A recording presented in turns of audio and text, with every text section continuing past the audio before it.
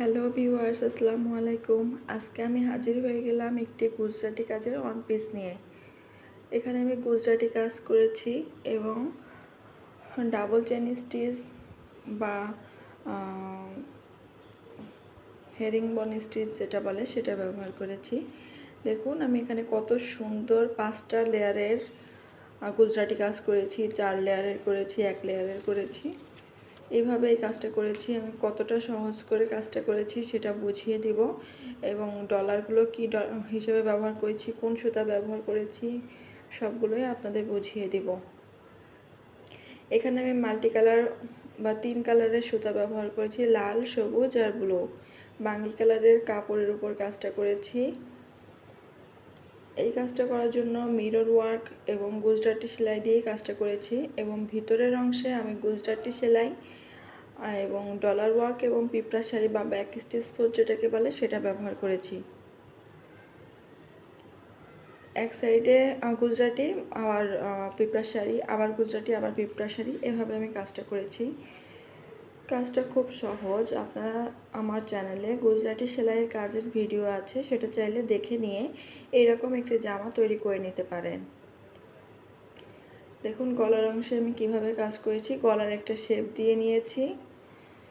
এই শেপের ভিতরে আমি 2 সাইডে করেছি ব্যাক স্টিচ 4 এবং ভিতরে করেছি ডলার ওয়ার্ক এবং ব্যাক স্টিচ 4 এবং গুজরাটি সেলাই। একটা ডলার ওয়ার্ক, একটা ব্যাক স্টিচ 4, একটা ডলার ওয়ার্ক, একটা ব্যাক স্টিচ 4 এবং ডলার, এইভাবে আমি কাজটা কমপ্লিট করেছি।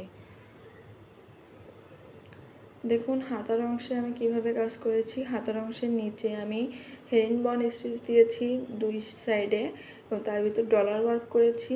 আবার গুজরাটি কাজ, ডলার ওয়ার্ক, তার উপরে আমি ব্যাক স্টিচ 4 বা পিঁপড়া শাড়ি এবং ডলার ওয়ার্ক করেছি। দেখুন কতটা সুন্দর দেখা যাচ্ছে কাজটা। 2 হাতায় আমি সেমভাবে কাজ করেছি। দেখুন কতটা সুন্দর কাজ। এভাবে ফুল ডলার ওয়ার্ক করা। এখানে এভাবে ফুল ডলার ওয়ার্ক করতে চাইলে আমার চ্যানেলে এই ডলার ওয়ার্কের ভিডিও আছে, আপনারা চাইলে দেখে নিতে পারেন। দেখুন আমি ব্যাকে কিভাবে কাজ করেছি। এখানে আমি একটা গোল রাউন্ড দিয়েছি, মাঝে একটা 5-6 লেয়ারের গুজরাটি সেলাই দিয়েছি এবং সাইড দিয়ে 4টা পাপড়ির গুজরাটি সেলাই দিয়েছি। এই হেরিংবন স্টিচকে গুজরাটি স্টিচও বলতে পারেন, অনেকটা গুজরাটি সেলাইয়ের মতোই দেখা যায়। এই কাজটি করার জন্য আমি সুতি লাচ্ছি সুতা বা ফেটি সুতা বা ভয়েল সুতা বা সুন্দরী সুতা যেটা বলুন সেটা ব্যবহার করেছি। দেখুন এই সুতাগুলোকেই মূলত এই নামে ডাকা হয়। এগুলো আপনারা যে কোনো সুই সুতার দোকানে কেজি বা তোলা হিসেবে পেয়ে যাবেন। এই কাজটি করার জন্য আমি জেল পেন বা গ্লিটার পেন যেটা বলে সেটা ব্যবহার করেছি। এখানে ডলার ব্যবহার করেছি। দেখুন আমি ডলারগুলো আপনাদের দেখিয়ে দিচ্ছি। এই ডলারগুলো মূলত মাঝারি সাইজ, এই মাঝারি সাইজের ডলার ব্যবহার করেছি। কাজটি যদি ভালো লেগে থাকে তাহলে